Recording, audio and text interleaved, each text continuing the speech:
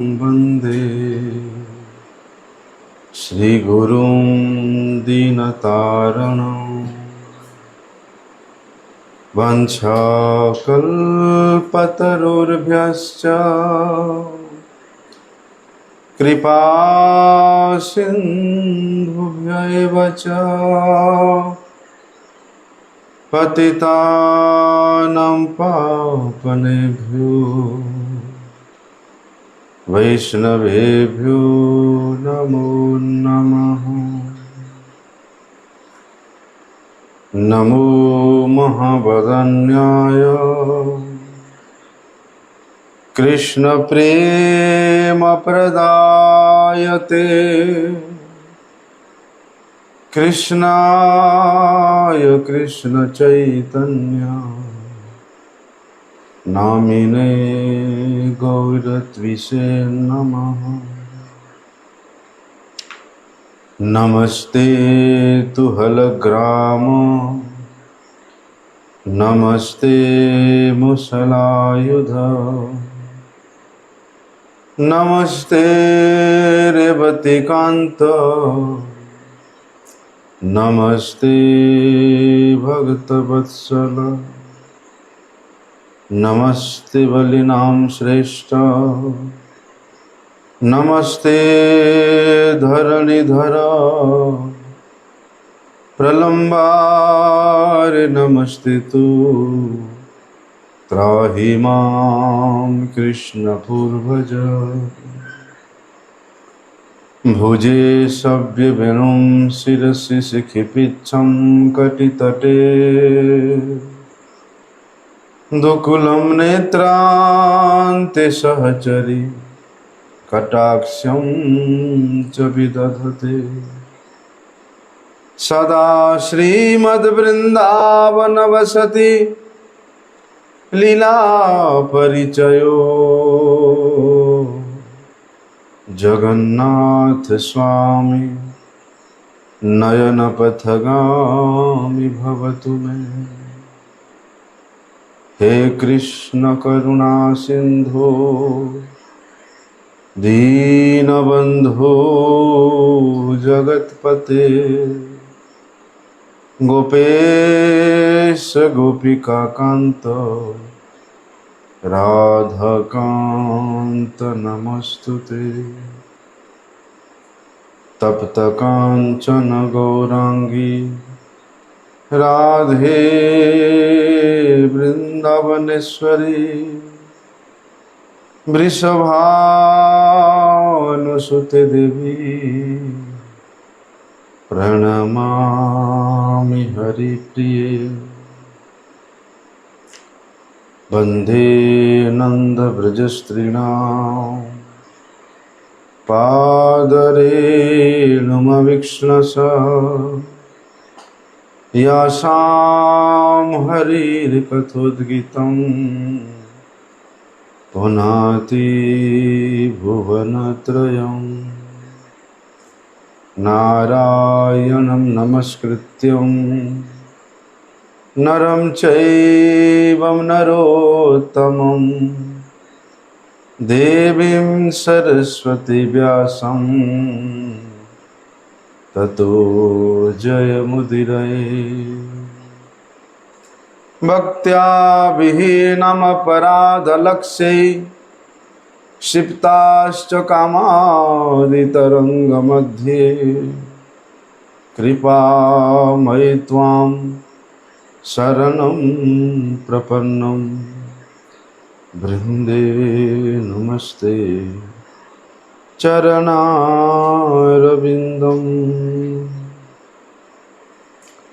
पतितपावन परम करुणामय परम आराध्यतम श्री गुरुपाद पद्म नित्यलीला प्रविष्ट विष्णुपाद परमहंस शिलम भक्ति वल्लभ तीर्थ गोस्वामी गुरु महाराज जी के श्री अभय चरण कमल में साष्टांग दंडवत प्रणाम करते हुए उनकी अहेतु की कृपा प्रार्थना करता हूँ।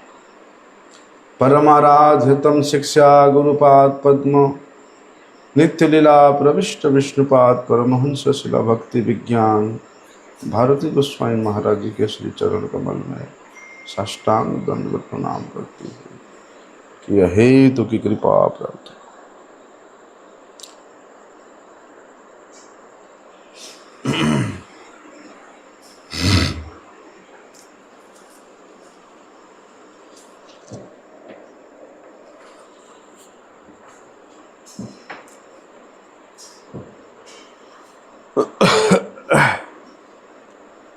हम लोगों ने कल श्रवण किया था महाराज परीक्षित के द्वारा ऐसा एक असंगत युक्त कार्य हो गया जो कि शास्त्र के विरुद्ध था, और एक राजा के लिए ऐसा आचरण कदापि करना नहीं चाहिए था, और परिस्थिति कुछ ऐसा था या भगवान की इच्छा कुछ ऐसा था कि ऐसा दुष्कृति उनके द्वारा हुआ। उसके बाद वे पश्चाताप कर रहे थे, अपने घर में राजमहल में पहुंच के पश्चाताप कर ही रहे थे कि तुरंत उनको समाचार मिला कि उनका मृत्यु होगा। किस प्रकार का मृत्यु? आसन्न मृत्यु।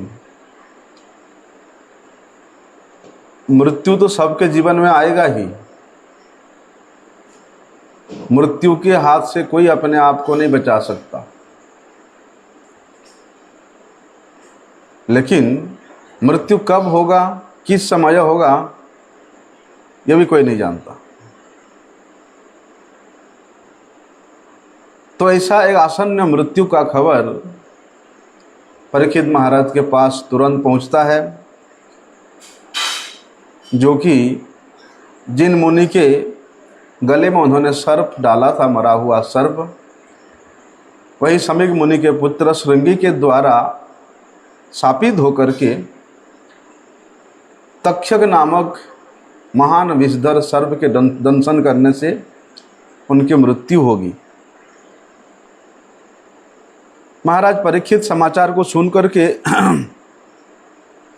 चिंतित नहीं हुए, दुखी नहीं हुए। चिंतित तो इसलिए थे कि मैंने उस ब्राह्मण मुनि के गले में मृत सर्प डाल दिया था।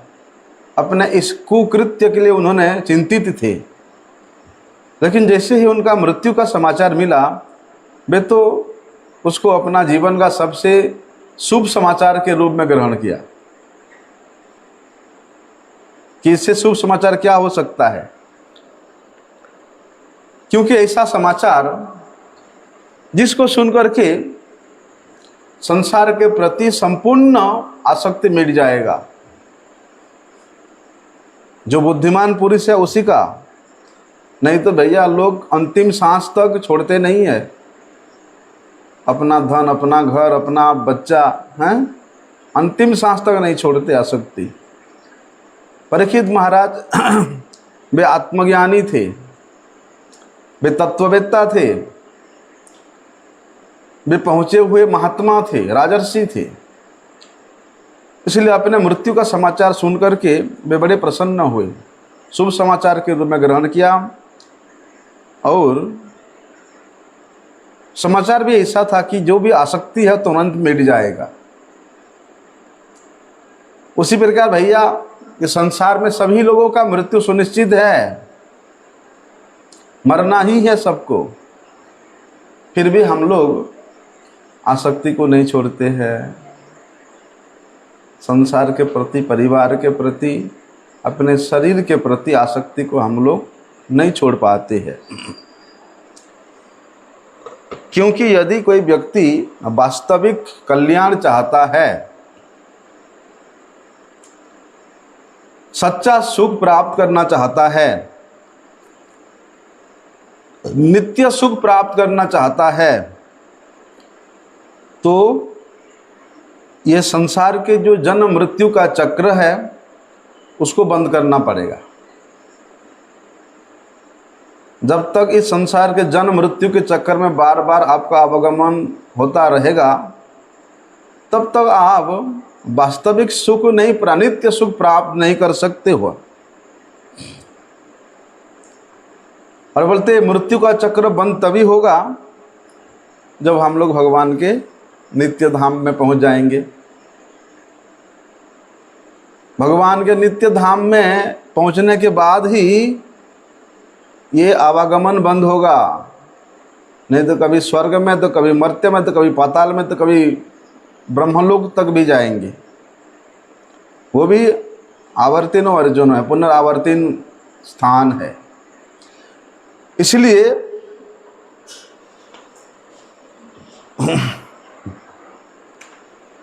इस संसार के ये जो प्रकृति है, ये केवल इस मर्त्य भूमि को ही प्रकृति नहीं बोला जाता है। ये जो चतुर्दश भुवन बोला जाता है, आप ब्रह्म भुवनाद लोका, ब्रह्मलोक से लेकर के नीचे के सबसे पातालपुरी तक ये दो चतुर्दश 14 भुवन है, इसकी कोई प्रकृति कहा जाता है।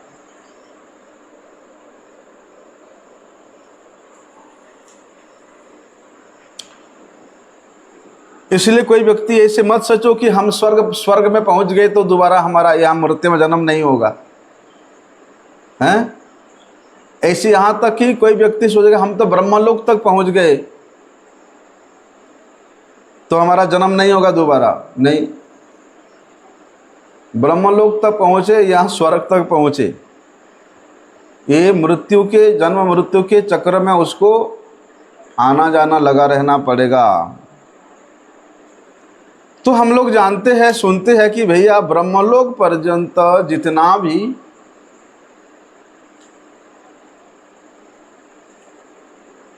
ब्रह्मांड है, ये आवागमन का स्थान है। और यहाँ सुख दुख भाव अभाव सब कुछ। वो लाइट जला देना वहाँ का, बिल्कुल अंधेरा दिखता है उधर।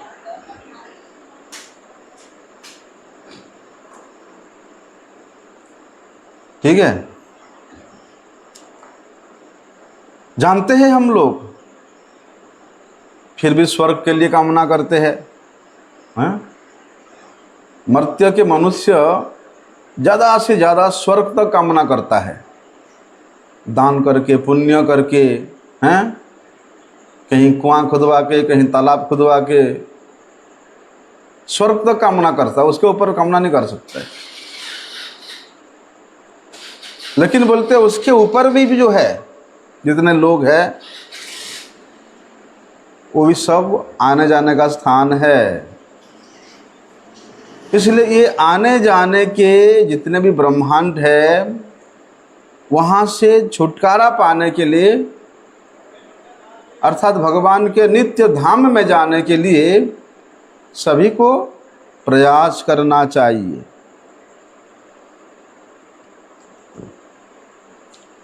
और ये प्रयास ही साधना है। ये प्रयास ही ऐसे साधना जो कि योग के द्वारा कर सकते हो,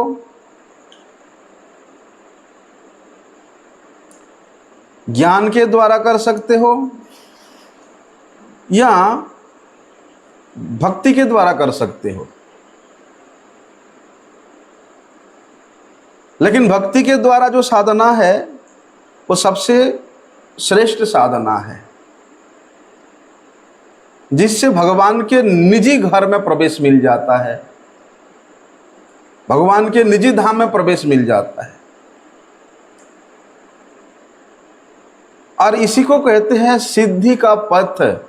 वास्तविक सिद्धि का जो रास्ता है यही है कि भैया संसार के सभी प्रकार के आसक्तियों से अपने आप को मुक्त करके उस नित्य भगवत धाम में प्रवेश करने के लिए अपने आप को योग्य बनाना, अपने आप को तैयार करना। और वही तैयारी करने का सबसे उत्तम साधन है ये मनुष्य शरीर। मनुष्य शरीर में जीव जितना अधिक तैयारी कर सकता है वहाँ जाने के लिए, दूसरे शरीर में उतना नहीं हो सकता है। क्योंकि मनुष्य शरीर को भगवान विवेक प्रदान किया है। और विवेक शब्द का क्या अर्थ है आप लोगों ने तो सुबह महाराज जी ने सुना ही है। ठीक है, विचार करने का शक्ति है। इसलिए मनुष्य शरीर सबसे श्रेष्ठ साधन है भगवत धाम में जाने के लिए अपने आप को योग्य बनाना।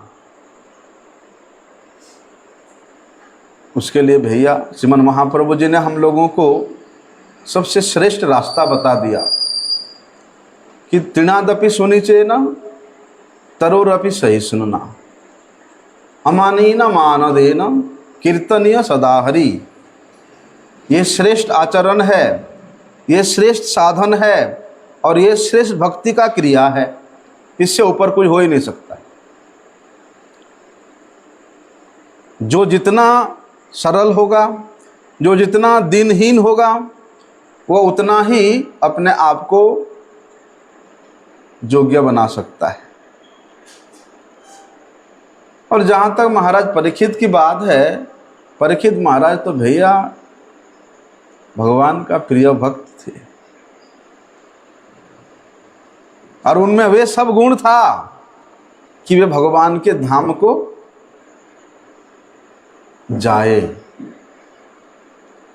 और भगवान भी परीक्षित महाराज को अपने धाम में जल्दी बुलाने के लिए ये सारी व्यवस्था यहाँ कर रहे हैं, क्लेश कर रहे हैं। क्लेश इसीलिए कर रहे हैं कि भैया कलियुग आने वाला है, उसको भी तो समय देना पड़ेगा ना। जब चतुर्युग का समय निर्धारण हुआ है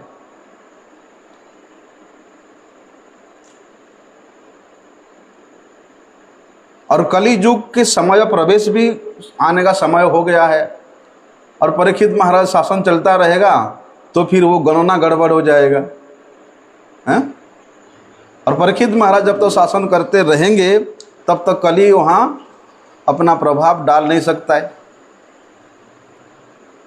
इसलिए भगवान के इच्छा से ही वहाँ कली के लिए स्थान निर्धारित हुआ कि अब भैया तुम अपना काम शुरू कर दो और जो अड़चन आ रहा है तुम्हारे रास्ते में, वो परीक्षित को मैं अपने पास बुला लेता हूँ। भगवान ने परीक्षित महाराज को अपने पास बुलाने का सारी व्यवस्था कर दिया।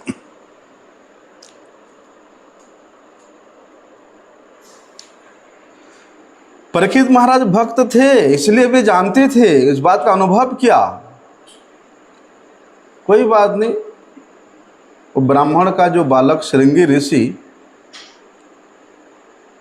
उसने जो किया सो किया, लेकिन उस श्रृंगी ऋषि के श्राप को परीक्षित महाराज ने अभिशाप के रूप में नहीं देखा, उसको वरदान के रूप में देखा।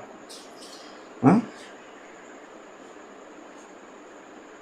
जैसे आप कलियुग के या कली के अधर्म आचरण को सुनोगे तो आप धिक्कार करोगे, हाय हाय हमारा जन्म कलियुग में क्यों हुआ हैं? लेकिन जैसे ही कलियुग के गुण को श्रवण करोगे तो सोचोगे कि हम सबसे बड़ा धन्य है, हमारा जीवन सबसे बड़ा धन्य है कि हम कलियुग में जन्म मिला। क्योंकि इस कलियुग में भैया इतना कठोर कठोर साधन करने की कोई आवश्यकता नहीं है कि कीर्तनादेव कृष्णस्य मुक्त संग परम ब्रजेद। केवल मात्र भगवान के भक्तों के संग में संकीर्तन करने से, भगवती कथा श्रवण करने मात्र से वे सभी प्रकार के आसक्तियों से विनिर्मुक्त होकर के भगवत धाम को जाने का योग्यता प्राप्त कर लेता है। बस इतनी सी बात। हरे नाम एव केवलम। दूसरे युगों की बात सुनो।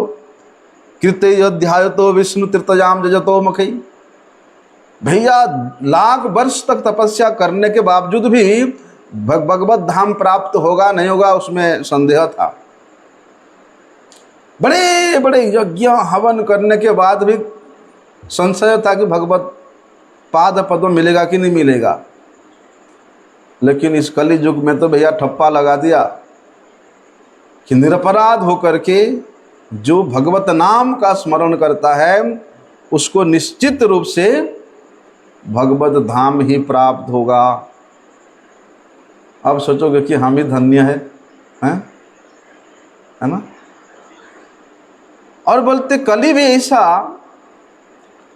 कि जिस कली में स्वयं भगवान श्री कृष्ण चंद्र औदार्यमय विग्रह धारण करके श्री गौरांग महाप्रभु के रूप में अवतरित होकर के कलियुग के जो धर्म नाम संकीर्तन को ऐसे खुले हस्त में प्रदान किया।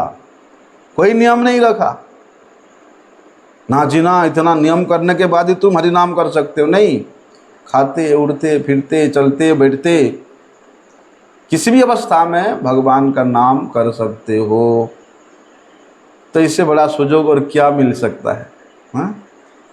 लेकिन इतना सुवर्ण सुजोग प्राप्त होने के बावजूद भी जो मनुष्य भगवत धाम जाने के लिए तैयारी नहीं करता, अपने आप को योग्य नहीं बनाता, उससे बड़ा गधा कौन हो सकता है? उससे बड़ा आत्महत्यारी कौन हो सकता है? इसलिए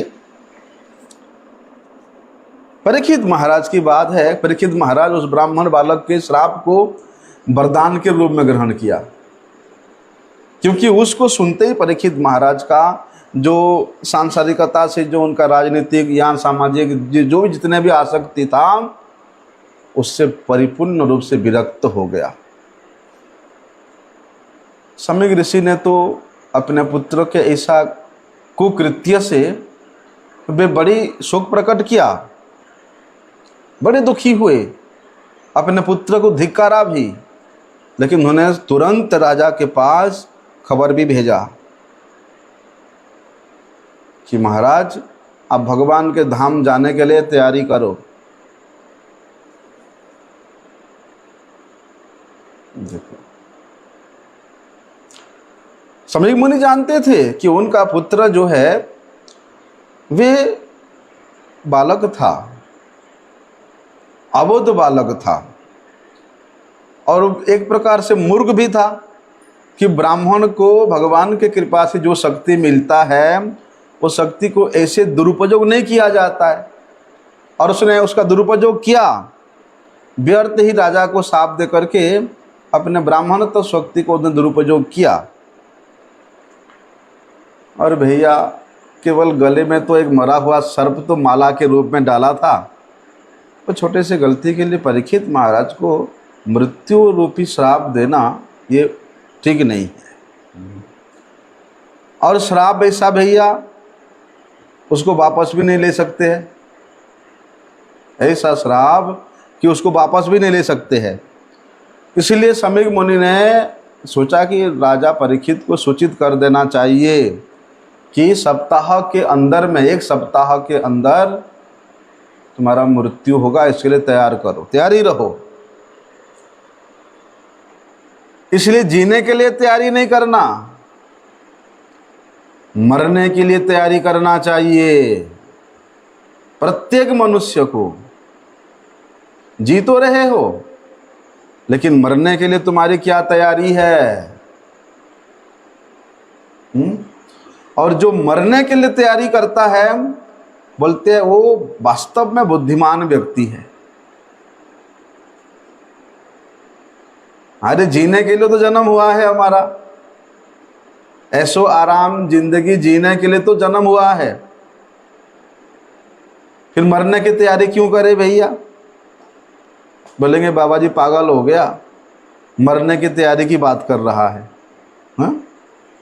नहीं,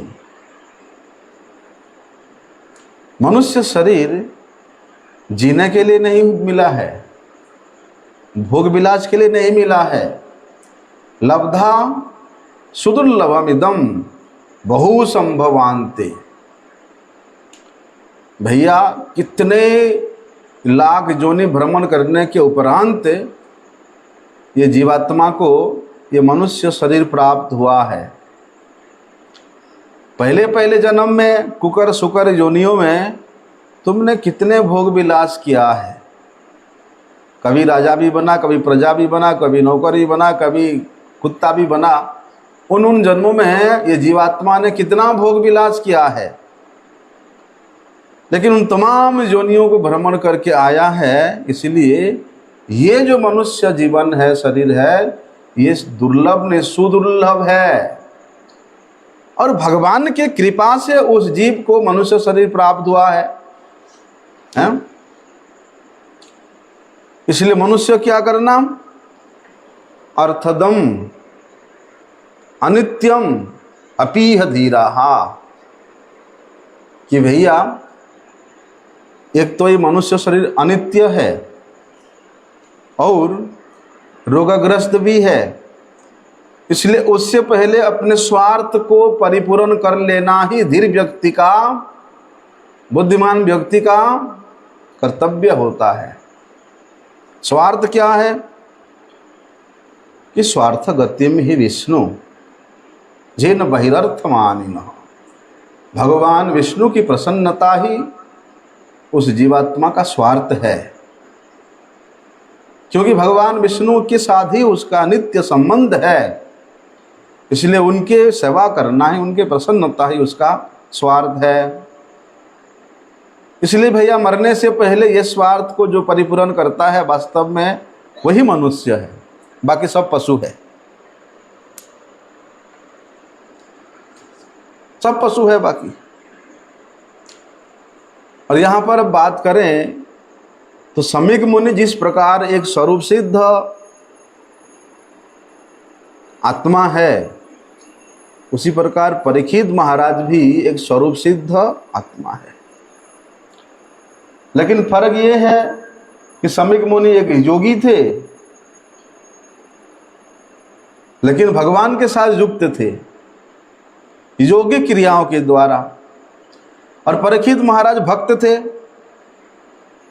भक्ति के द्वारा, शरणागति के द्वारा। इसलिए भगवत धाम प्राप्त करने के विचार करें या आत्म साक्षात्कार का विचार करें तो दोनों में किसी प्रकार का कोई अंतर नहीं था। इसलिए ना तो परीक्षित महाराज कभी मरने के लिए भयभीत हुए और ना समीक मुनि भयभीत हुए थे।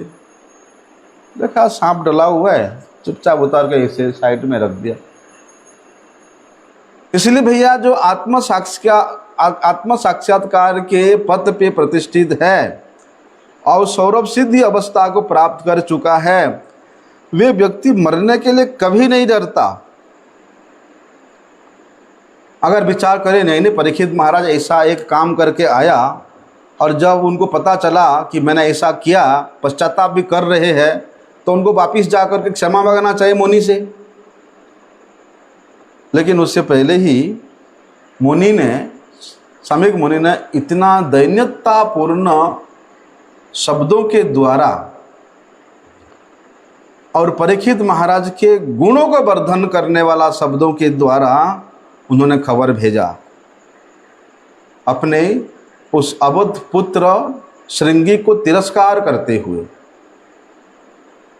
और ऐसी अवस्था में यदि परीक्षित महाराज समीक मुनि के पास वापिस जाकर क्षमा मांगते, क्योंकि यहाँ समीक मुनि अपने आप को अभी एक अपराधी के साथ सोच रहे हैं कि मेरे कारण ऐसा हुआ, मेरे पुत्र के कारण ऐसा हुआ कि भगवान का एक महान भक्त के ऊपर अपराध कर लिया मेरा बच्चा ने। इसलिए एक प्रकार से अपने आप को अपराधी के जैसा शो करते हुए, प्रस्तुत करते हुए उन्होंने खबर भेजा।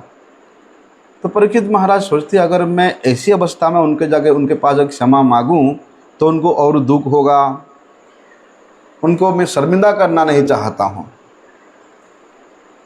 इसलिए परीक्षित महाराज ने जैसे ही खबर सुना समीक मुनि के द्वारा, वे तुरंत अपने मृत्यु के लिए तैयारी के लिए निकल पड़े घर से। भगवत धाम जाने के लिए, भगवान के साक्षात्कार के लिए, उस मार्ग को खोजने के लिए तुरंत निकल पड़े। एक बार भी नहीं पीछे मुड़ के देखा कि नहीं मेरी पत्नियां हैं, मेरे पुत्र है, साम्राज्य है, लक्ष्मी है, ये है वो है, एक बार भी नहीं सोचा, निकल पड़े। महाराज खट्वांग हुए, बड़े शक्तिशाली राजा, जिनका नाम सुनते ही असुर लोग डर से कांपते थे। लेकिन उन देवताओं ने और असुरों के द्वारा परास्त हो चुके थे। इसलिए देवताओं ने खड़बांग महाराज से प्रार्थना किया कि महाराज आप हमारा सहायता कीजिए, हमें रक्षा कीजिए। तो खड़बांग महाराज स्वर्ग में गए और वहाँ हजारों वर्ष तक स्वर्ग की रक्षा की, अर्थात उन असुरों के साथ युद्ध करके देवताओं की संरक्षण प्रदान किया। जब युद्ध समाप्त हुआ हजारों वर्ष बाद, देवताओं ने कहे महाराज आपने हमारी बहुत सहायता किया, आप हमें कुछ वर प्रदान कीजिए। मिला, उन्होंने तुरंत चल दिए। वास्तव में ये जो मनुष्य जीवन है, ये भगवान के नित्य धाम को जाने के लिए या इस जन्म मृत्यु के चक्र को हमेशा के लिए काटने के लिए, या ये जो भवसागर है, भवसागर से छूटने के लिए सबसे श्रेष्ठ अवसर है, सबसे श्रेष्ठ अवसर है।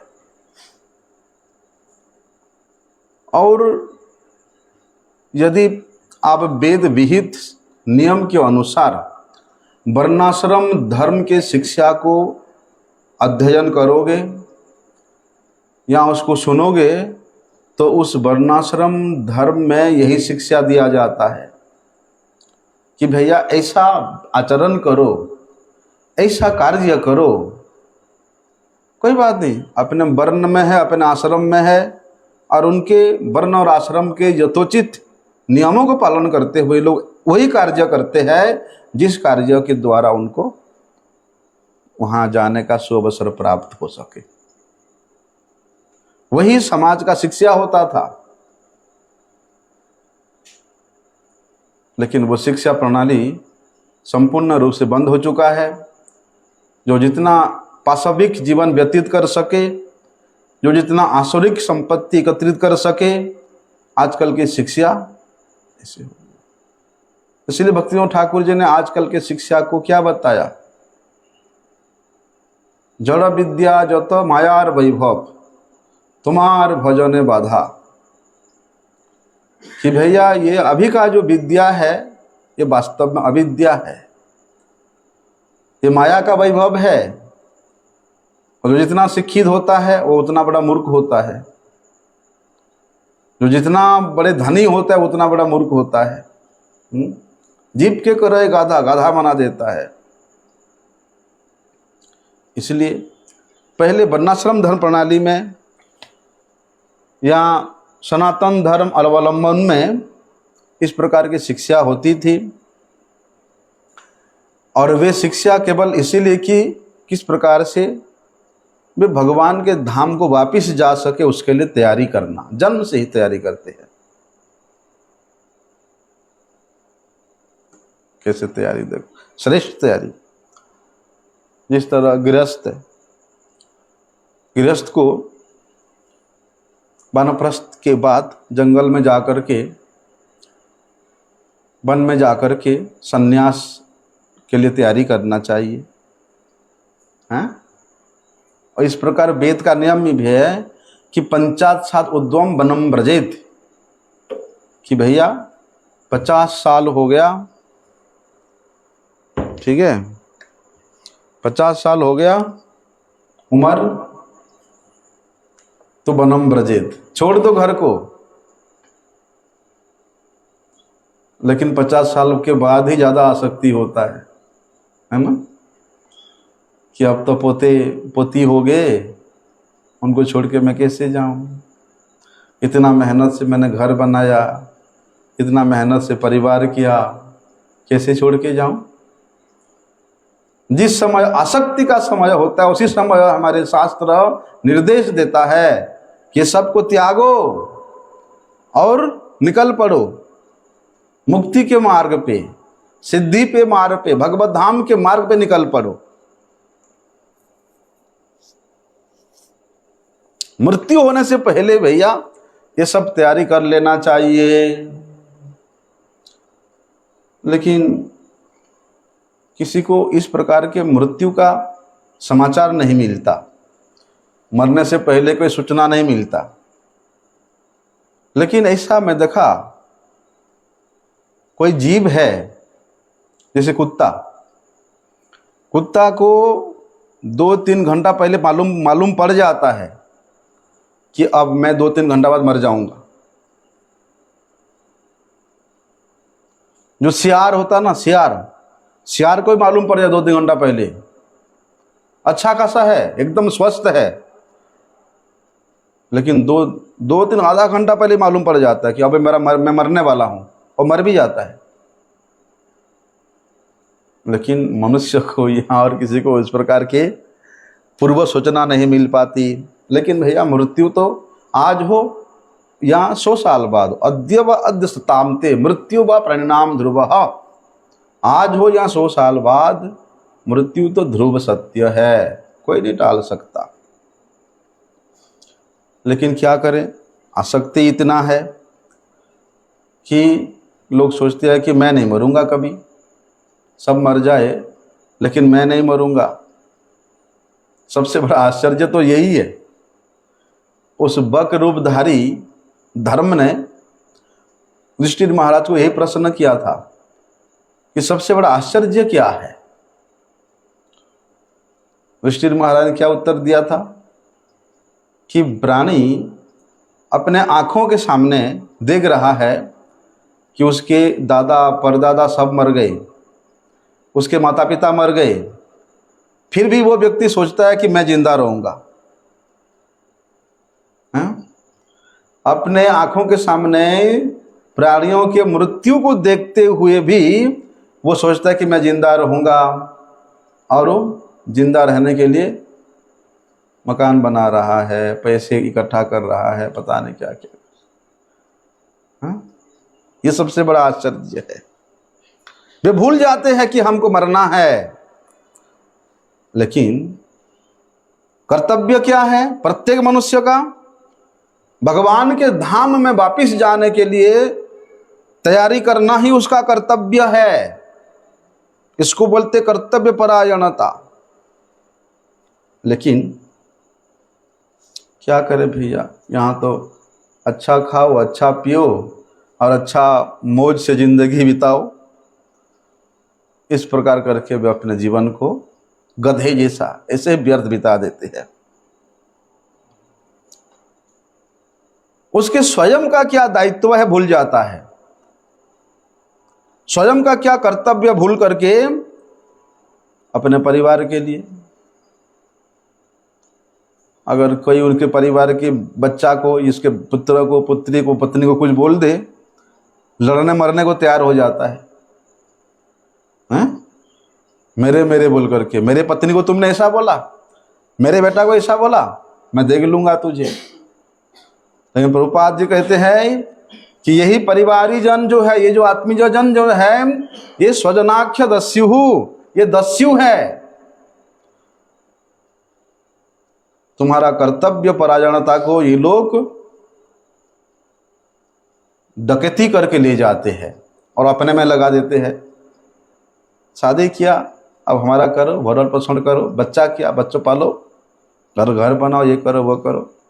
लेकिन कर्तव्य क्या था जब मां के घर में तब था? तुम क्या कर्तव्य, क्या प्रतिज्ञा किया था भगवान से कि हे भगवान, किसे जल्दी ये माता के गर्भ रूपी नरक से मुझे यहां से निकालो, और निकलते ही मैं प्रभु आपका ही भजन करूंगा, मैं प्रतिज्ञा कर रहा हूं।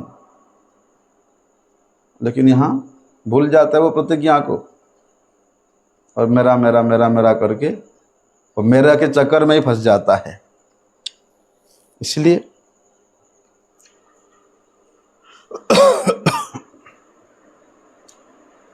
परीक्षित महाराज ने स्वयं आचरण करके हम जो शिक्षा हम लोगों को दिया है, यदि वो शिक्षा को हम लोग ग्रहण करके अपना जीवन व्यतीत करें तो वास्तव में अमंगल होगा ही नहीं, कल्याण ही होगा, कल्याण ही होगा।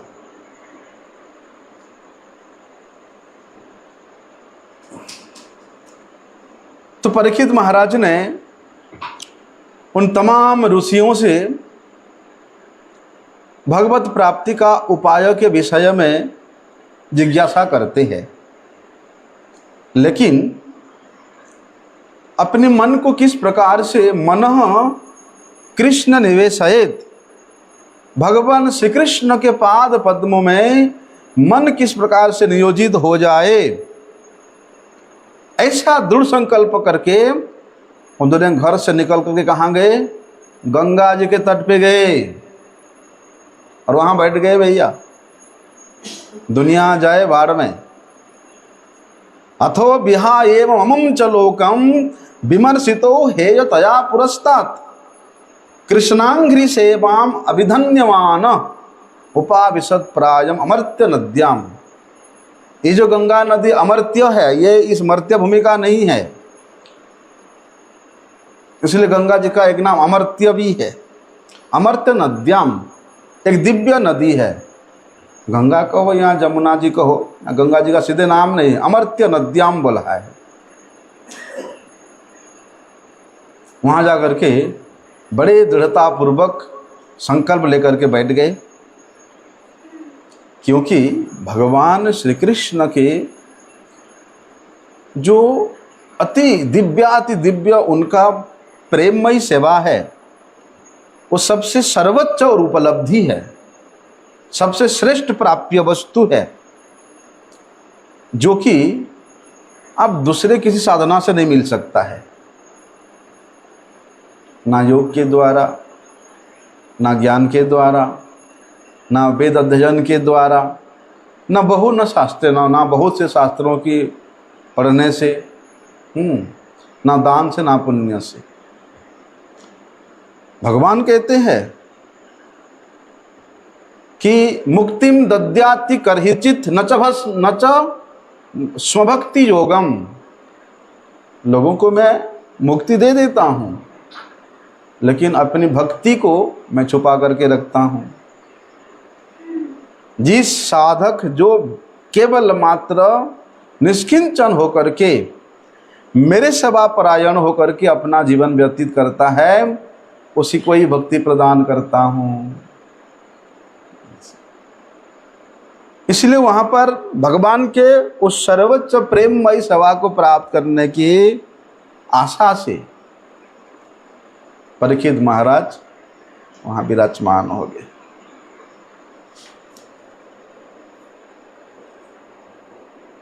उन्होंने आशा नहीं किया कि मैं स्वर्ग में जाऊं, ब्रह्मलोक में जाऊं या और कहीं जाऊं।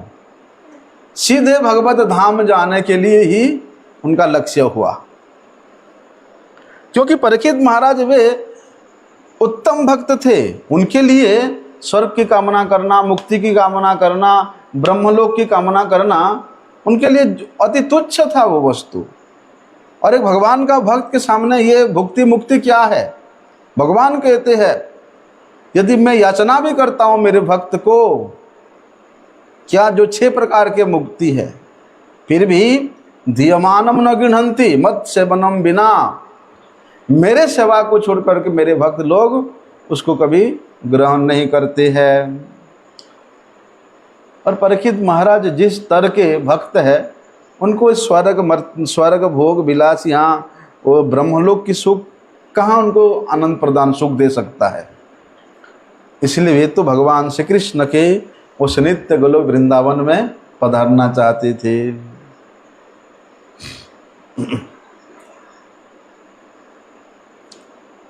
असंख्य ब्रह्मांड है, और उन असंख्य ब्रह्मांडों में से बोलते हमारे पृथ्वी लोग एक ब्रह्मांड में है। इसलिए हमारे जो आचार्यगण है, यहाँ भगवान स्वयं ऐसे बहुत से स्थानों पर स्वयं बताया है। यहाँ गुरु वैष्णवों के द्वारा भगवान इस बात को बतलाया है कि भैया ये जो असंख्य ब्रह्मांड है, चाहे वहाँ कितना भी सुख सुविधा क्यों ना हो, वो भगवान का भक्त के रहने का जगह नहीं है। असंख्य ब्रह्मांड जो है ये भक्तों की रहने का स्थान नहीं है, उनके योग्य ही नहीं है। क्यों? क्योंकि भक्त भैया हमेशा अपना घर अपना भगवान के घर नित्य धाम भगवत धाम में जाने के लिए इच्छुक रहते हैं और वहाँ जा कर के भगवान का कोई सखा बन जाता है, कोई सेवक बन जाता है, हैं? कोई माता पिता के रूप में उनका सेवा करता है, तो कोई भगवान के प्रेमी के रूप में अपने आप को नियोजित करता है। यहाँ भगवान के एक पार्षद के रूप में वैकुंठ में जा कर के भगवान श्री कृष्ण के नित्य गोलोक में धाम में जा कर के उनके सेवा में अपने आप को नियोजित करता है। और ये जो वैकुंठ है, ये जो गोलोक वृंदावन है, ये सब परव्योम में है, परव्योम से ऊपर है। भक्ति लता के बीज प्रतिवर्धित होते होते इस विरजा को पार करते हुए परव्योम में पहुंचता है और वहां से गोलोक वृंदावन पहुंचते हुए भगवान के पाद पद्मों में समर्पित हो जाता है। और जहां तक परीक्षित महाराज की बात है, वे तो उन पांडवों के वंश में जन्म लिए थे जो पांडवगण परम वैष्णव थे, जिनका भगवान के साथ उठना बैठना चलना फिरना है सब कुछ भगवान के साथ ही होता था। इसलिए वे परीक्षित महाराज अपनी स्वधर्म निष्ठा से कैसे विचलित हो सकते थे, हैं? वे जानते थे कि उनका स्वधर्म निष्ठा क्या है। इसलिए परीक्षित महाराज को कोई लालायित करके ना आपको स्वर्ग जाओ, ब्रह्म लोग जाओ अच्छा होगा, यहाँ पितर लोग जाओ अच्छा होगा, ऐसा कोई उनको लालायित नहीं कर सकता, इनको कोई उत्सुक नहीं कर सकता था।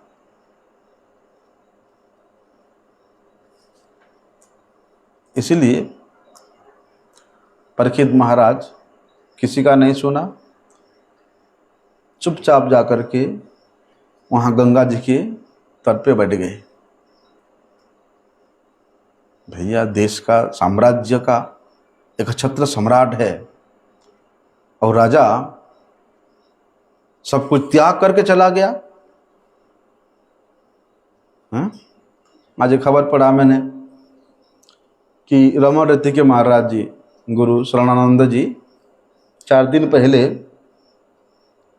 किसी को बताए बिना एक चादर उड़ा और आश्रम से बाहर टेम्पो में बैठ के रेलवे स्टेशन गए और वहाँ से ट्रेन में बैठ कर सीधे चले गए तिरुपति बालाजी। किसी को खबर तक नहीं महाराज जी कहाँ गए। हाँ, जितने उनके शिष्य से सब हाहाकार मच गया, सब आ गए महाराज जी का खोज करने के लिए। हाँ देखो, लेकिन महाराज जी कभी कभी अपनी एकांत साधना करने के लिए वो किसी को बताते नहीं, एकांत में निकल पड़ते थे। जब सीसीटीवी में देखा तब पता चला। तो बहुत सारे भक्त वहां पहुंच गए, चेन्नई में पहुंच गए। क्योंकि वे बहुत से भक्तों के हृदय में विराजमान है, बैठे हुए राज कर रहे ऐसे संत हैं। और परीक्षित महाराज भी वे एक छत्र सम्राट थे। वे देश के शासन को छोड़ करके बाबाजी बनने के लिए चले गए, तो क्या हालत हुआ होगा। तो वहां कहते हैं सुध गोस्वामी जी कि यावे लसत श्री तुलसी विमिश्र कृष्णांग रेव्यधिकाम बुध नेत्री पुनाति लेकान उभयत्र परिशेषान कस्तम न सेवेत मरिष्यमाण। देखो यहाँ उस पवित्र नदी के महिमा को वर्णन करते हुए सुध गोस्वामी कह रहे हैं कि वे इतना दिव्य नदी है जिस नदी के जल में भगवान के चरण, जो चरण की श्रीमद तुलसी अर्पितम, तुलसी दल के द्वारा सुशोभित होती है, उन चरण उस जल में धोता होता है। भगवान जी का चरणों से तो निकली है गंगा जी, और उसी चरण धृत जल को ब्रह्मा जी ने अपने कमंडलों में धारण कर लिया और भगवान के श्रेष्ठ भक्त, श्रेष्ठ वैष्णव शिव जी के माथे पे डाला। हैं? महाराज भागीरथ जब घोर तपस्या किया, तब ब्रह्मा जी वो कमंडलु स्थित जल को, गंगा जी को भगवान भोलेनाथ के मस्तक पे, जटाओं पे डाला, और भोलेनाथ तो भगवत चरणामृत को अपने मस्तक पे धारण करके वे तो उदंड नृत्य करने लगे। उससे बड़ा सौभाग्य के बाद क्या हो सकता है? हैं? बोलते हैं वे गंगा, जो कि ये तीनों लोकों को, स्वर्ग को भी, ब्रह्मलोक को भी, स्वर्ग को भी, मर्त्य को भी और पाताल को भी, ये गंगा जी परम पवित्र करती है। शिव जी को भी परम पवित्र, शिव जी तो वैसे परम पवित्र है, अन्य देवताओं को परम पवित्र करती है। इसलिए भैया यदि किसी का मृत्यु निश्चित है ना, सीधे चले जाओ गंगा जी के पास, सीधे गंगा जी के पास चले जाओ, उनके शरण में ग्रहण कर लो। क्योंकि परीक्षित महाराज को 7 दिन के भीतर मरने का, उनके मृत्यु की खबर उनको मिल गया था। इसलिए वे तुरंत अपना गृहस्थ जीवन को त्याग दिया और जीव गोस्वामी पाद तो जमुना नदी ही कहते हैं कि परीक्षित महाराज जी ने जमुना नदी के तट पर जाकर के बैठ गए। कोई कोई गंगा नदी कहते हैं। अगर देखो ज्योग्राफिक उसमें अगर विचार करें तो परीक्षित महाराज हस्तिनापुर के राजा, ठीक है, उनका राजधानी हस्तिनापुर, और हस्तिनापुर के बिल्कुल बगल में कौन सा नदी है? जमुना जी। ये तो दिल्ली से भी तो आ रहा है जमुना जी, ठीक है। तो उनके राजप्रसाद के सीढ़ी के पास में जमुना जी प्रवाहित हो रही है। आजकल तो दिल्ली से थोड़ा सा हट गया है, उधर एनसीआर में चला गया है, नहीं तो पहले देखो ना क्या हुआ था। ये हस्तिनापुर में ही दुर्योधन ने बलराम जी का जमुना को आकर्षित करने के लिए, क्योंकि जमुना जी के किनारे था, शरणागत हो गया। इसलिए उनके वो राजप्रसाद के बिल्कुल बगल में ही जमुना जी थी, और स्वाभाविक है कि महाराज जमुना जी के शरण में गई होंगी। देखो बड़ी अच्छी बात है, ये जो जमुना नदी है ये गंगा नदी की अपेक्षा भी भगवान के अत्यंत प्रिय है, उनसे ज्यादा प्रत्यक्ष संबंधित है। जमुना जी, गंगा जी तो भगवान के चरणों से निकली है, लेकिन भगवान जमुना जी को तो अपने हृदय में स्थान दिया है। और जमुना जी में देखो भगवान कितनी लीलाएं की वृंदावन में। जमुना जी को कृपा करके जितना कृतार्थ किया, ऐसे कृतार्थता गंगा जी के बारे में सुनने को नहीं मिलता। हम लोग गंगा जी को नीचा दिखाने के लिए नहीं बोल रहे, एक विचार करें भगवान के लीला का। जब उनके पिता वसुदेव जी छोटे से बाल गोपाल को नंद महाराज के गोकुल की ओर ले जा रहे हैं उस कारागार से, तो अत्यधिक जल होने के कारण पहले वहाँ पर वसुदेव जी का भी पैर फिसला, वो भी गिरे और लाला भी गिर गया था। तो लाला जब नीचे आ गए थे तो कन्हैया के चरणों की स्पर्श, प्रथम स्पर्श जमुना जी को प्राप्त हुआ था। और भगवान के चरणों के स्पर्श प्राप्त करके जमुना जी तो कृतकृतार्थ हो गई, परम पवित्र हो गई थी। वरना कैसे हो सकता है प्रभु? इसलिए आप पहले इनको भेजिए वहां।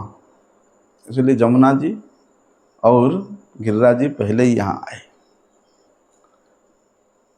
और वराह पुराण में तो ऐसा वर्णन आता है कि भैया देखो, गंगा और जमुना नदी में कोई अंतर नहीं है, लेकिन पुराण, वराह पुराण कहती है कि 100 बार है गंगा जल 100 गुना पवित्र होने के बाद वे जमुना कहलाती है। गंगा जी का जल 100 गुना पवित्र जब हो जाता है तभी वे जमुना कहलाती है। वराह पुराण की श्लोक है। जैसे कि हम लोग पुराण में ये बात भी सुनते हैं ना कि भगवान विष्णु के 1 सहस्र नाम, राम नाम 3 राम नाम के ना 1 राम नाम के बराबर है, ठीक है, और 3 राम नाम 1 कृष्ण नाम के बराबर है। लेकिन आज मैंने एक विचित्र कथा सुना, बड़ी अद्भुत कथा, पूज्य श्री राजेंद्र दास जी महाराज जी के मुख से, कि 1000 बार राम नाम लेने से जो फल मिलता है, 1 बार जानकी जी का नाम लेने से वही फल मिलता है। हाँ? सीता माता का 1 नाम भगवान राम के 1000 नाम के बराबर है।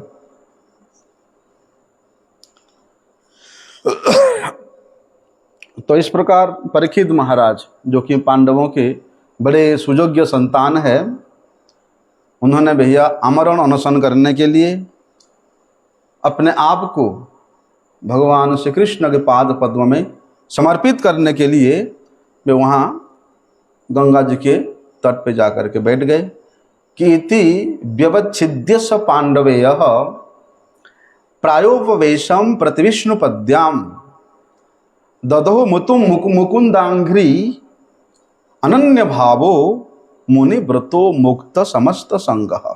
देखो, यदि व्यक्ति का उपवास हो तो उद्देश्य केवल भगवत पाद पद में मति लगाना चाहिए, भले भी उपवास आमरण अनुष्ठान क्यों ना हो। जो कि परीक्षित महाराज ने हम लोगों को दिखाया कि भैया मैं संकल्प लूंगा तो भगवत पाद पद्म को प्राप्त करने का ही संकल्प लूंगा, क्योंकि मुक्तिम दद्याति यह स मुकुंद, मुझे इस जागतिक कलमश से मुक्त करके अपने नित्य सेवा प्रदान करने में कोई समर्थ है तो वो है भगवान मुकुंद। इसलिए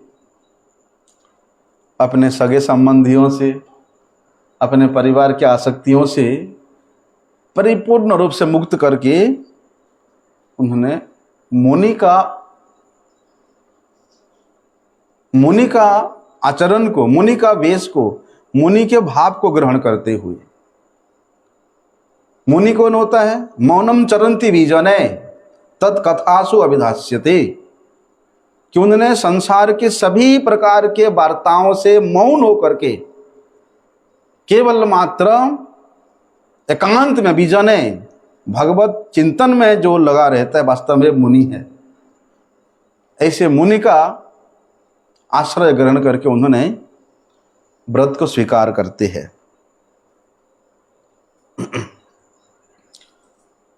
और गंगा जी तो भैया भगवान के पाद पद्मों के, उनके नख कमल से, नख के उस नख मणि से निकलने के कारण गंगा जी तो परम पवित्र है ही।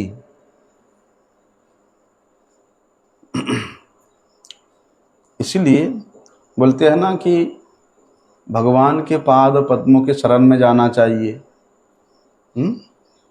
और गंगा जी तो भगवान के पाद पद्मों से निकली हुई है, इसलिए उनके शरण में जाना चाहिए। गंगा जी का स्तुति पढ़ना बड़ी सुंदर है। इसलिए महाराज परीक्षित ने मुकुंद, भगवान मुकुंद जो कि मुक्ति प्रदान करने वाले हैं, उनको उनके चरणों का ध्यान करने के लिए निश्चित करते हैं और वहाँ जाकर के वे निरंतर उनको भगवत पाद पद्मों की स्मरण करने का अवसर भी मिलेगा, इसका आशय लेकर के बैठे हुए हैं। किसी प्रकार का कोई डिस्टर्ब नहीं। उनका जो भी संसार के प्रति आसक्ति या आसक्ति तो नहीं बोल सकते, जिस तरह के भक्त परीक्षित महाराज है, उनका संसार की जो संगति है उससे अपने आप को पूर्ण रूप से विलग किया और भगवान श्री कृष्ण के चरणारविंद का ध्यान किया। अब वास्तव में यही मुक्ति का मार्ग है। यदि आप अपने प्रयास से इंद्रिय ग्राह्य विषयों से अपने आप को मुक्त करना चाहोगे तो कभी नहीं कर सकते हो। ना जी हम बड़े तपस्वी हैं, ना जी हम बड़े साधक हैं, हम तो अपने प्रयास से अपने इंद्रियों को निग्रह कर लेंगे, असंभव है। इंद्रियों का निग्रह केवल मात्र इंद्रिय अधिपति भगवान ऋषिकेश के स्मरण में ही जाएगा, उनके सेवा में ही जाएगा। और इसका तो भैया जगह जागते उदाहरण परीक्षित महाराज है।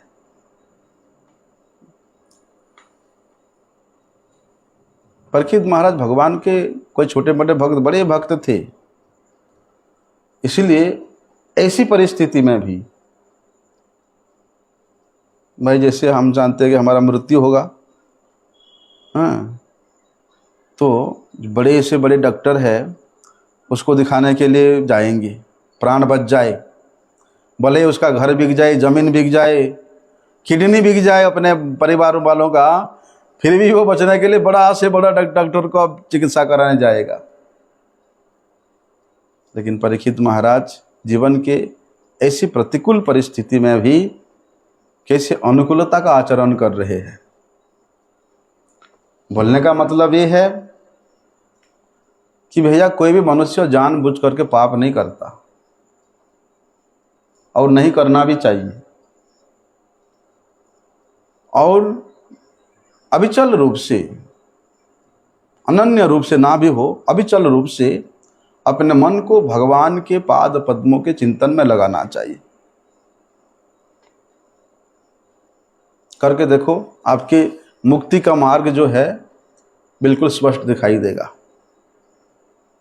भगवान के पाद पद्मों की सेवा की प्राप्ति स्पष्ट अनुभव हो जाएगा। यदि भक्त से किसी प्रकार का कोई, चलो मजबूरी में बोलो या आकस्मिक बोलो, कोई पाप हो जाता है, तो वो पाप भगवत पाद पद्म शरणागत होने के कारण भगवान उसको बचा लेते हैं, उन पापों से मुक्त कर देते हैं।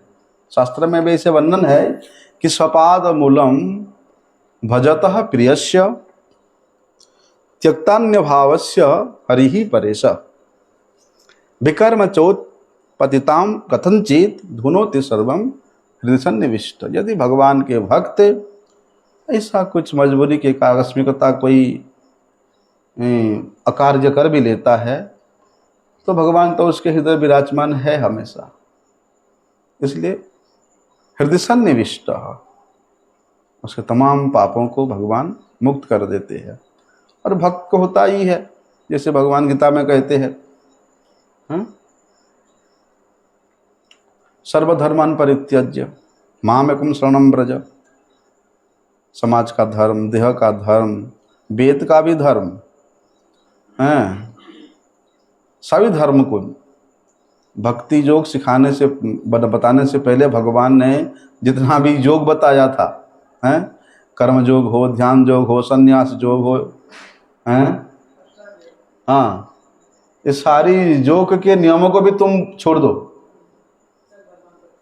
हाँ, बोलते भगवान आपने तो बताया सारी करने के लिए, ऐसे करो, वैसे करो, वैसे करो, अभी त्यागने को क्यों बोल रहे हो? क्योंकि यदि तुम उन सब धर्मों के पछड़ में पड़े रहोगे, तुम अनन्य रूप से मेरे शरणागत नहीं हो पाओगे। तुम अपने बल का, अपने सामर्थ्य का, अपने ज्ञान का, अपने वैराग्य का वहां धात दिखाओगे। इसलिए उसको जब तक नहीं छोड़ोगे कि हम त्रिदंड सन्यासी है, हम ऐसा है, हम वैसा है, बड़े विद्वान है, हम ब्राह्मण हैं, तो शरणागत नहीं हो पाएगा। इसलिए महाप्रभु जी कहते हैं कि ऐसे तो शरणागत नहीं हो पाओगे। इसलिए ना हम विप्रो न च नरपति वैश्यो न शूद्र ना हम वर्णि न च गृहपति न वनस्त यतिर्वा। प्रद्योन निखिल परमानंद पूर्णामृताब्धे गोपी भर्तृ पद कमल जो दास दासानुदास। कि भैया ना तो तुम ब्राह्मण हो, ना हम विप्रो, ना क्षत्रिय, ना वैश्य, ना शूद्र, ना ब्रह्मचारी, ना गृहस्थ, ना वानप्रस्थ, ना सन्यासी, कुछ नहीं हो। और जब तक ऐसे अभिमान करोगे हम ब्राह्मण है, हम सन्यासी है, हम ये है, हम ढिमुख है, तब फिर भगवत पाद पद्म के शरण में नहीं आ पाओगे। इसलिए उसको छोड़ दो। और गोपियों का भरण पोषण करने वाला, भक्तों को आनंद देने वाला जो भगवान मुकुंद है, उनके दासों के दासों के दासों के दास के रूप में अपना परिचय दो, अपने आप को स्वीकार करो, तब जाकर के धुनोति सर्वम हृदय सन्निविष्ट। यदि तुम्हारे से कुछ पाप भी हो जाता है तो भगवान माफ कर दो। वंशा कल्पतरुभ्यश्च कृपा सिंधु पतितानां पावनेभ्यो वैष्णवेभ्यो नमो नमः।